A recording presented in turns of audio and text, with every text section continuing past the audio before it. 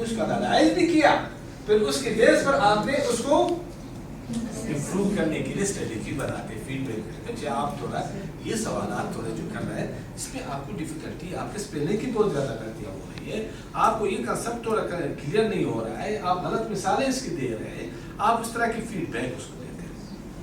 तो ये जो फीडबैक है ये असेसमेंट का एक मेन पार्ट है, विदाउट फीडबैक कभी भी इम्प्रूवमेंट नहीं आती।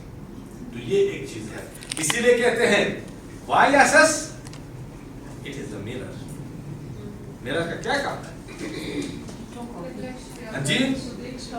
हाँ, मिरर का क्या काम है जी? और दैट इज द रिफ्लेक्शन हो रही है आपकी टीचिंग लर्निंग प्रोसेस को बेहतर बना सकते हैं। इसकी बुनियाद पर आप स्टूडेंट लर्निंग को बेहतर, अगर आप स्ट्रेटेजीज को चेंज करते हैं, किसने चेंज करते हैं, किसने चेंज करते हैं? इसलिए चेंज करते हैं ताकि स्टूडेंट्स की लर्निंग, ताकि बच्चा कुछ सीख जाए। क्या करें? तो उस सीखने के प्रोसेस को बेहतर बनाने के लिए आप एक्टिविटी भी देते, क्या कहते हैं, तो उसमें मार्किंग। अच्छा कुछ चीजें ऐसी है, ये एक टेस्ट की मिसाल आप थोड़ा सबको नजर आ रहा है लास्ट वाले। अच्छा ये जो ऊपर वाला एक टेस्ट है, पुअर एंड गुड टेस्ट है, अभी हमने थोड़ी एक अच्छे टेस्ट की मिसालें आपको दी, सही? एक अच्छे टेस्ट असेसमेंट जो भी हो, क्वेश्चनर आप डेवलप कर रहे हैं, आप एग्जामिनेशन पेपर डेवलप कर रहे हैं, जो भी चीज है, इसका जो जरिया है दैट इज स्ट्रेटेजीज है। किस तरह मैं आपको पहुंचाऊं, किस तरह आप तक रसाई हो, वो स्ट्रेटेजीज मेरे कहलाती है। ये क्या है? ये वो टीचिंग मेथड्स है। कौन सा मेथड ज्यादा बेहतर होगा, तो ये भी जरूरी है। और एक और चीज जरूरी है, असेसमेंट। असेसमेंट क्यों जरूरी है? इसलिए जरूरी है, ये जो कंटेंट है, ये जो टेक्स्ट बुक्स है, ये जो मैंने उस बच्चे तक पहुंचाया, बच्चे ने क्या सीखा, किस बच्चे ने क्या सीखा। तो असेसमेंट वो चीज है जो आपको बताती है बच्चे ने सीखा है या नहीं सीखा। आप क्यों मंथली एग्जाम लेते हैं, आप क्यों सेमेस्टर बेस पर एग्जाम लेते हैं, टेस्ट लेते हैं, आप क्यों एनुअल एग्जाम होता है, तो वो सारी चीजें बताती हैं। नॉलेज, इससे हमें पता लगता है कि हमें क्या डिफरेंस है, कौन आगे जा रहा है कौन पीछे। इसमें हम असेसमेंट टेस्ट रखते हैं, असाइनमेंट रखते हैं, प्रेजेंटेशंस वगैरह, तो उससे उनको गेन भी होता है, उनसे पता लगता है कि कौन सा स्टूडेंट आगे है, कौन सा स्टूडेंट। दैट इज गुड जी। आप सर स्टूडेंट के एग्जाम टेस्ट हो सकता है, असाइनमेंट हो सकती है, उसकी परफॉर्मेंस हो सकती है, क्विज हो सकता है, अटेंडेंस हो सकती है, और उसका क्लास बिहेवियर, एटीट्यूड, ये सारी चीजें। That's good. अब आपने कहा, देखो असेसमेंट आपने कहा कि एक प्रोसेस कलेक्शन है, आप एग्जाम लेते हैं, आप टेस्ट लेते देखते हैं, ये जो हमारा वीक एरिया है ओवरऑल टीचिंग लर्निंग प्रोसेस में, वो असेसमेंट है। असेसमेंट का हम ज्यादा वेटेज नहीं देते, छोड़ो क्या, इसलिए वैसे भी सारा एग्जाम में पढ़ना है, उसमें एग्जाम देना है, जैसे भी है। कभी ये सोचो भी क्या जो मैंने पढ़ाया उसी का भी है या नहीं, तो वो सारी चीजें कभी कभी टेस्ट लिया करो, मंथली भी मौका मिले जरूर लिया करो, अपनी भी टीचिंग का मालूम हो जाएगा और स्टूडेंट की लर्निंग देखने की कोशिश की हो तो। Yes sir. पॉलिसी में ये सारा चीजें आ रही होती हैं, पॉलिसी बन गई कि हमने बीएस प्रोग्राम स्टार्ट करना है, ठीक है, तो ठीक है जी, पॉलिसी ने तो कहा बीएस स्टार्ट कर लो, बीएस जियोलॉजी कर लो, बीएस फिजिक्स कर लो, बीएस मैथ कर लो एंड सो ऑन सारे। अब अगला काम छोटे लेवल पे हम क्या बात कर रहे होते हैं, कितने पीरियड होंगे उसके, ये कि मैंने असेसमेंट कैसी होगी, उसके मार्क्स कितने होंगे, ये यहाँ सारा इवन होता है। मैथ की बीएस की स्कीम ऑफ स्टडी जिसको आप कह रहे होते हो और जिसको हम सिलेबस कह रहे होते हैं, यहाँ हम थोड़ा सा डिफरेंशिएट भी करेंगे। This is the scheme of study document. इसमें होता ये है कि जी टोटल ब्रेकअप होता है, कैसे कि जी अगर आप बीएस की बात करते हैं तो बीएस के सब्जेक्ट में फर्स्ट सेमेस्टर में कौन से स्कीम ऑफ स्टडी होती है। What is the scheme of study? वही करिकुलम होता है। आप डिफरेंस पे आ जाएंगे क्योंकि मुझे पता है कि आप लोग बीएस से थोड़ा सा टच हो, तो उसमें थोड़ी सी चीजें ऐसी हैं। स्कीम ऑफ स्टडी में क्या होता है सर? वो क्रेडिट आवर्स के साथ ब्रेकडाउन बताया जी, क्रेडिट आवर्स के साथ ब्रेकडाउन बताया होता है कि किस सेमेस्टर में क्या पढ़ना, कोर्स आउटलाइन जो वो तो जी। उसमें अमरीन यूसुफ कनेक्ट ठीक कर रही हैं उसमें कि आगे क्या होता है। ये बिल्कुल आपने स्टेप ठीक बताया। नेक्स्ट जो दिल करे जी आपने कैंडी लेनी है, 2 चीजें लेनी है। अच्छा एक लेते हैं जी, इन्होंने टॉफी इनके हिस्से में नहीं आई तो identify glossary of contents a textbook. जी कम यहाँ पे आ जाए जल्दी से। यहाँ देखिए पहले कोई टेक्स्ट बुक पढ़ी हुई है और उसकी ग्लॉसरी क्या होती है। Sir this is the textbook this is the text and it book. Has its groceries at the back most of the time. जी मोस्ट ऑफ बिल्कुल वो क्लास जो हार्ड होंगी वो एंड पे दे देते हैं। और सर ये कोर्स जो जिस कोर्स का है ना उसकी स्पेसिफिक जो टर्मिनोलॉजीज होती है उन्हीं की ही उसी पे बुक से ही, बुक के अंदर से ये टर्मिनोलॉजी होंगी। आउट ऑफ बायोलॉजी आप कह रहे हो, बॉटनी ज़ूलॉजी कह रहे हो, ये नहीं कि तमाम उठा के उसने दे दी। नो, जो बुक के अंदर टर्मिनोलॉजी यूज कर रहा है उसको एट द एंड वो दे रहा है। सर अक्सर इसके देखते हैं जी यहाँ क्या आता है। उसी टॉफी लेंगे, एक चीज, दोनों नहीं। अब देखें टॉफी लेना है, टॉफी खाएं तो पता चलता है टॉफी खाने में कुछ अच्छा, टॉफी से भी कुछ निकला नहीं, टॉफी में भी कुछ निकल आया जी। नहीं ये ऐसा नहीं हो सकता, कंपनी ने खाली कहाँ छोड़ा, ये तो स्पेशल कंपनी से मैंने बनवाई है। टेक्स्ट बुक एंड बुक आ जाए। Come on, what is a text book and a book? Difference क्या है text book and a book? आप देखें क्या यहाँ पॉइंट ऑफ व्यू लिखे, जो उसका दिल करता रहा वो लिखता क्या है। प्रिंटर का नाम भी होता है कि जो उसमें ये आ रहा है, लेकिन मेन डिफरेंस यही है कि जो टेक्स्ट बुक होगी वो एकेडमिक आपके पास, और एकेडमिक क्लासरूम के लिए वहाँ पे भी बहुत सारे बुक्स। अब इस तरह भी हो सकता है कि जी कुछ ज्यादा पेजेस की बुक होती हैं तो उसके साथ मटेरियल ज्यादा होता है, और टेक्स्ट बुक इन्होंने कहा बेची जल्दी जल्दी जल्दी। टेक्स्ट बुक उन्होंने बता दिया कि जी जर्नल होती हैं, और बुक जो है ये टेक्स्ट बुक है या बुक है? ये बुक है जी, दिखाएं इनको, इनको दिखाएं। This is a book. Why this is a book not a text book? एक स्टडी डिस्कस हुआ, थोड़ा सा रिवाइज करें क्या था। Sir scheme of study basically ये होती है कि उसमें सब अगर बीएस के बारे में है तो हम बीएस की बताएंगे कि कौन से सेमेस्टर में कितना कोर्स आएगा, क्या क्रेडिट आवर्स आएंगे, और अगर प्रैक्टिकल है तो प्रैक्टिकल के कितने आवर्स आएंगे, और उन क्रेडिट आवर्स में कितना कवर करना है। जी क्लियर है या दोबारा कोई इसके में, क्योंकि हम पहले इसको डिस्कस कर चुके हैं, इसी चैप्टर तक आना था। क्या आप उसी चैप्टर में हो, कवर कर जाओगे या नहीं करोगे? तो ये पूरा मंथ, डेज, वीक के लिए आता है। छोटे लेवल में हम बात, डेली आपका पीरियड है, डेली पीरियड में 6 दिन में, वीक में कितना पढ़ाओगे, नेक्स्ट वीक में कितना होगा, और आप इसको लेके कैसे चलोगे, कितने 12 चैप्टर है तो कैसे कवर होंगे, ये आपने देखना है।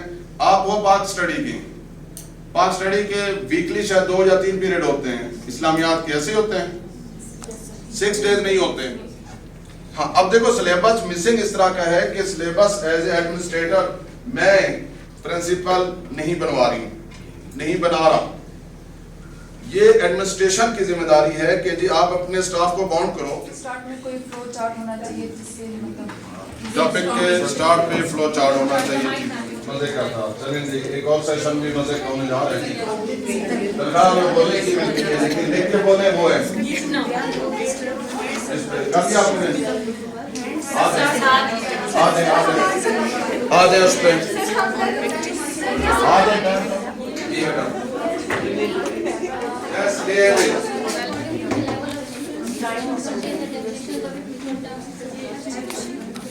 यस ग्रुप एक्टिविटी अपनी सोचें यहाँ से Plan it best based on curriculum.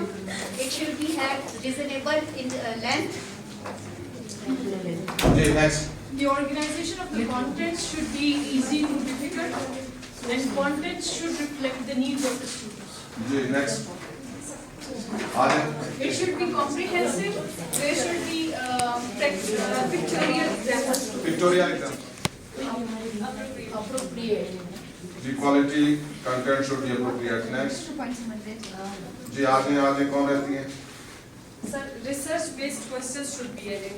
Research based question नया पॉइंट उसमें दैट्स गुड, ठीक है। content should be updated according to the year. इसमें हेडिंग्स ऑर्गेनाइज्ड हेडिंग्स होनी चाहिए ताकि Heading होनी बच्चे चाहिए। उसको अब समझने के लिए अगर रियल लाइफ से एग्जांपल्स लेके बच्चों को सिखाएंगे तो उनको ज्यादा अच्छे से समझ आएगा।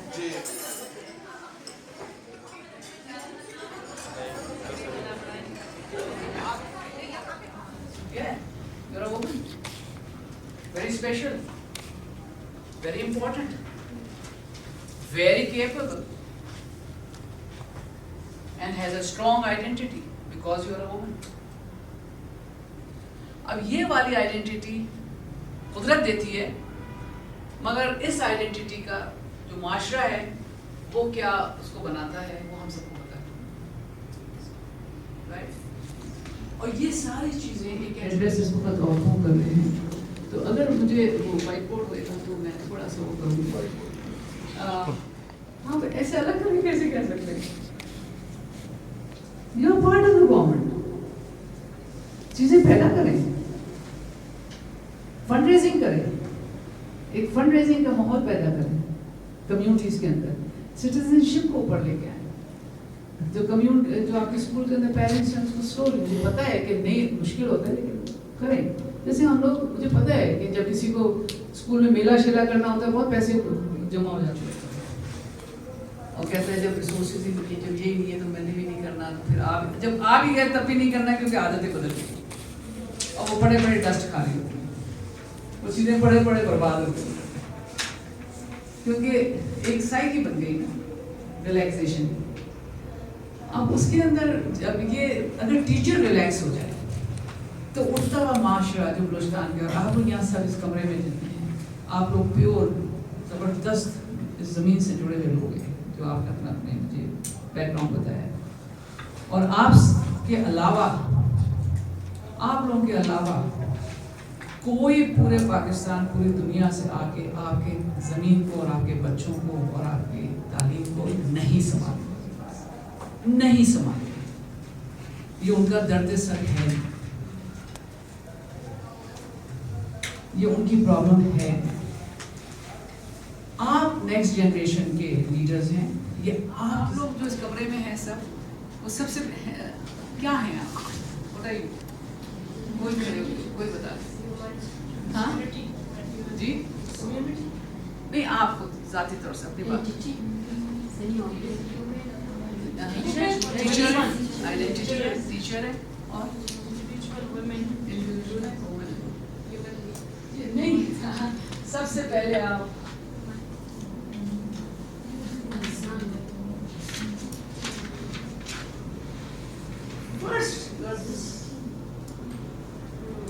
और that is the top, that is the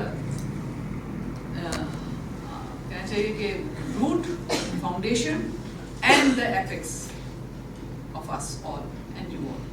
देखिए ये इंसान के अंदर है, ये कोई टीचिंग तो नहीं सिखाती आप, ये तो आपके अंदर इनबॉर्न है। छोटी सी बच्ची है, वो खुद 3 बरस की है और 6 महीने वाले अपने भाई को संभाल रही है बगैर किसी के कहे हुए। ये कैसे होता है? How it happens? वो किसी स्कूल नहीं गई है, किसी ने नहीं इसको बताया। It's natural, ये कुदरती है और ये हम में है जिसको एम्पैथी कहा जाता है, यानी कि ऐसे हो जाए कि तुम दूसरे को होना चाहिए और एक्टिविटी होना चाहिए। सर टीचिंग लर्निंग दोनों में कंक्रीट और एब्स्ट्रैक्ट दोनों चीज़ें आ जाती है। सर आपके पास सबसे पहले क्लास होनी, टीचर का होना है, स्टूडेंट्स का होना है, क्लास का होना है, फिर जिस तरह मटेरियल्स की अगर हम बात करें बोर्ड चीज़ें पढ़ाई जाती हैं, कम्युनिकेशन स्किल्स है, ये सारी चीज़ें आपको पढ़ाई जाती हैं। एक एरिया इसमें असेसमेंट भी है, एक एरिया असेसमेंट कि एज ए लेक्चरर आपको मालूम होना चाहिए कि असेसमेंट क्या है, as a lecturer as a professor आपको मालूम होना चाहिए कि असेसमेंट की कितने अक़साम हैं और ये किस तरह बेहतर अंदाज से हम असेसमेंट को कर सकते हैं। ये बेसिक नॉलेज हमें नहीं कि बहुत ज़्यादा नॉलेज, एक ही बेसिक नॉलेज। अच्छा, टीचिंग लर्निंग आप लोग टीचिंग भी करते हैं, पढ़ाते भी हैं, आपके ख्याल में वो टीचिंग लर्निंग प्रोसेस का साइकिल क्या हो सकता है? क्या क्या टीचिंग लर्निंग प्रोसेस में कंप्लीट हम दायरा कह सकते हैं कि ये साइकिल कंप्लीट हो जाता है? आप बता सकेंगे थोड़ी टीचिंग लर्निंग प्रोसेस में क्या क्या चीज़ें होनी चाहिए? जी सर पहले तो नॉलेज होना चाहिए नॉलेज होना चाहिए और फिर जो है टीचिंग टेक्निक्स ऐसे इस्तेमाल करनी चाहिए जिससे स्टूडेंट्स की अंडरस्टैंडिंग डेवलप हो जी जी और क्लास टीचिंग टेक्निक्स और फिर उसके बाद जो है स्टूडेंट्स की लर्निंग के लिए ऐसा इन्वायरमेंट होना चाहिए टीचर को जो है ना वो अप्रोचेबल होना चाहिए और उसमें बहुत सारी क्वालिटीज़ होनी चाहिए कि वो स्टूडेंट को एक अच्छे से गाइड कर सके या अपना नॉलेज ट्रांसफ़र कर सके स्किलफुल बनाना चाहिए अपने और कोई बिल्कुल और पीसफुल एनवायरनमेंट क्लास में क्रिएट करना चाहिए ये भी एक जरूरी है। और आप लोगों क्या कहते हैं कुछ इस पर हम ट्रेनिंग दे सके और इन जो नए आने वाले लेक्चरर्स हैं उनकी कैपेसिटी को हम डेवलप कर सकें। तो हमने उस वक्त भी कहा कि अगर वो जो 10th स्टैंडर्ड डेवलप हुए हैं ओवरऑल ये टीचर्स के लिए भी है प्रोफेसर के लिए सबके लिए जो पढ़ाने वाले लोग हैं उनको बेस बनाकर आप ट्रेनिंग दे सकें। तो उस वक्त हमने ये ट्रेनिंग डिज़ाइन की हाँ तो उसमें मुख्तलिफ एरिया वक्त के साथ साथ उसकी डिलीवरी इतनी अच्छी हुई। तो सबसे बुनियादी बात एक तो सब्जेक्ट मैटर है human growth and development psychology जिसे हम कहते हैं देखो डॉक्टर साहब